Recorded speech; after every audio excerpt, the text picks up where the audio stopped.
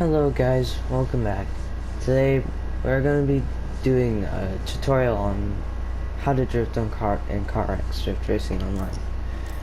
I'm playing on a controller, a PlayStation 4 controller, a console. I'm going to start off by telling you guys how to use cars in their classes. Now, the higher the class, the more money you get off of an event. Say if you have a class 5 car and you go into any drift race event, no matter the cost of any car, they're still all good. Basically all of them. Some of them are doo-doo water, but some of them are good. Say class 4, pretty good. Class 3, the most good cars, most JDM cars. And then class 2, you just starting to get up there, and class 1, you're a noob. Now, I'm gonna start off with one of the starter cars. Say the Hachu Roko, which is one of the first cars that you guys will have in the game. So what we're gonna do, we're gonna go to training, and we're gonna go to parking aid. I know I kind of went right into it, but I'll talk more about it after I do a slight one run on this. I know you guys aren't gonna be as good as me. Say I was drifting all around when I first started. I recommend you start off with controller assist if you're using that trunk controller first. I recommend you start with a control assist because it's easiest to drift with controller assist on. Then once you start getting up there, you start using no assist. And there you go. Now I must say, for this starter car to be up there, this is one of, it is a good starter car, I must admit. It is a good starter car. And you can whip it around for a while. Until sometimes you just spin out. Now I did a 360 there, but say like if I go too wide on this corner, that's what's gonna happen. Some cars will make you oversteer. Some cars won't. Say like the other Hachi. That other Hachi I recommend is the first car you buy in class 1. Because it took me a long time to learn how to drift right, but as soon as I went into a couple of training matches, I got a lot better. So I recommend you guys do some training before actually doing competitive stuff. So you do training, get money, get up there in classes. It doesn't matter, once you get up to class 5 and you got your car that you would like, then boom. You basically can buy everything else in the world that you would want. So, just so you guys know, it's pretty easy to get up there in this game. It only took me a couple of hours to get really up there. And if you're playing on this game, just know that you'll get trophies really quickly in this game. So now, I know you guys aren't here for trophies. I know you guys are here for fun. You might start off with a turbo kit on your car, but either you can use drift or turbo. I recommend the drift, of course. You're not gonna have ultimate until you reach level 11, I think. And racing is for time races, yeah, like timed races. That's what you would use racing for. But sometimes, yes, you can use a drift car for a time event, say San Palizo or something. You can use a drift setup in that. Now turbo, it's a starter. It's good for when you don't have enough money and you just want to modify it from being stock, because stock's not good. I'll show you what I mean by that. Because stock, you really can't drift with stock on. If you have stock on, then you really can't drift good enough. It's hard to drift when when the car is meant for something else because it's a stock car. So you can't really do anything like that. See? I mean, yeah, it is okay to drift, and I must admit it's very slow, and you can barely get any angle with this car. Because yeah, see, and it drifts off to the side. You do easy freaking oversteers. So that's why I recommend you get off of stock as soon as possible, because stock is no good for drifting. So that's one thing that I need you guys to know. Especially when you're first starting out, you don't want to have a stock setup. The only 3 things that you can tune, which is ultimate, the engine setups are ultimate, which is the best for drifting. For some vehicles, sometimes you can use ultimate for a racing vehicle. You can modify it to be better for that. And then the tunes are going to be difficult for you at start. I still myself have problems with tunes. If you want, you could get a guide on that. I don't know how to do that, so yeah, sorry about that.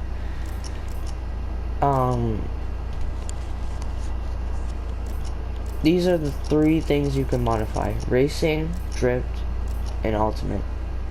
Those are the 3 things you can tune. Now with turbo, you can't do anything. It's just like I said. It is, if you're low on money and don't have enough money for a certain one, just use that one. It'll be better than using stock. This car is what I was talking about, the Hachigo. You can't oversteer with this car. I mean, sometimes yes, you can oversteer. So, but you won't do 360s. You can do some reverse entries with this car. I mean, I could show you how it handles, but I don't have all the time in the day here. So, yeah, I'm not being impatient or anything. Once you move on to Class 2, you're gonna want either this car or Solar. Solar's cheap, so I just recommend you go with Solar. It's one of the best cars in the game. I haven't used it myself because I didn't know at that time. And then once you get there, maybe you could even go to the Phoenix NX or the 180SX, I think. Yeah, it'll be better if you go for this one. You can't really do 360s with this one either. I mean, you could, but it's just, yeah, you wouldn't steer that far. Like I said, there's the mods and stuff, and it gets more expensive. Sorry, it gets more expensive every single time. Higher the class, the more expensive. Body kits don't really do anything unless you really, I mean, if it really is ricey, then like this one. This is kind of ricey. It's a racer one. You'll see rice cars a lot in CarX, so don't be one of them. Trust me, you don't want to be one of them. Oh, I just messed the entire thing up. You don't want to be, I'll do that later. You don't want to be one of the people like that. I myself haven't seen them in the longest time, but yeah. Then you can, once you get up to Class 3, you get somewhat good cars. The worst cars in here though are probably Betsy and Cargo. You may think Royal's bad. Royal's good, surprisingly. Yeah, that's basically all the rest are here basically all good, except the Betsy and probably this one, and also Cargo. All the rest though are fine. Equator D is the first car you should probably buy in Class 3. It might be hard for you to start learning this one because you can do 360s with this one. Also, it's slap trains car. In real life, so yeah. But it's all right.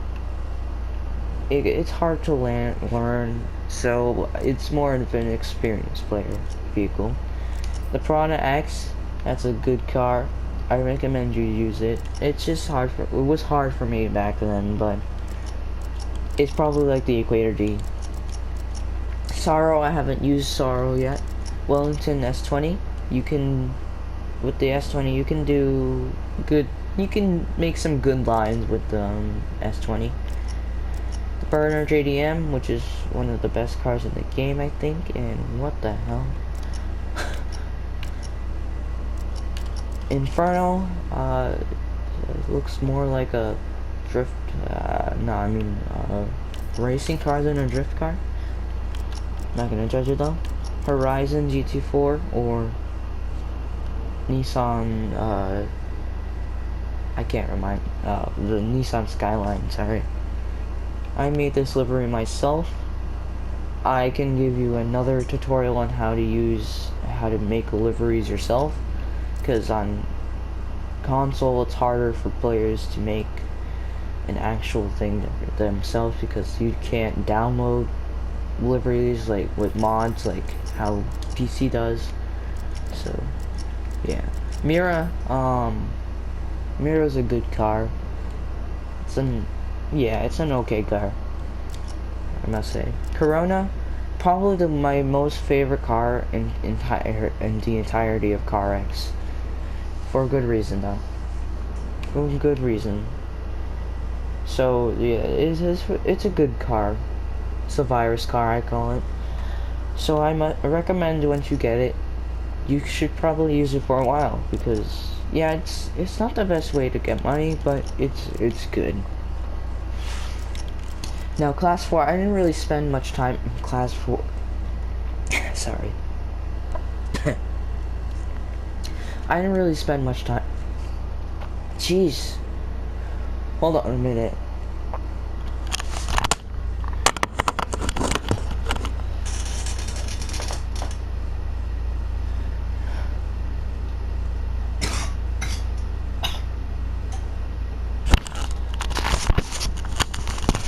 Alright. Sorry about that. I didn't really spend much time in Class 4 myself, so honestly any car here is good. Probably not the BMWs though. I mean the Bandit's good. I must say it's one of the best cars in the game. Again, there's a lot of cars that are good in this game. So UDM, I haven't used it, but I don't know. I don't know how good it is. Class 5, here you go. You get into the big stuff. First you're probably gonna want is either the Spectre RS or the Atlas GT. Not the Supra. Okay, not the Supra. Not either of the Supras yet. Supras are just side ones that you could get. But then yeah, that's basically all that you need to get is the Atlas GT or the Spectre RS, and then boom, you good. So yeah, that's basically it for what the cars do. I would tell you how in every single one of them handles, but that would take so long, and I think you guys would be able to find that out yourselves. I've given you guys enough like info on how to do things and stuff in this game because it's pretty simple once you get the hang of it and everything. But if I make another video, I'll make it on the liveries and everything. So maybe some cars handling and how people are. And yeah, without further ado, wait, what? Yeah, that's basically it. Thank you guys for watching. I tried to help you guys the best way I possibly could, especially because CarX is getting to be really good again. I don't know what I was talking about. It's always good. Alright, I'll see you guys in the next video. Bye.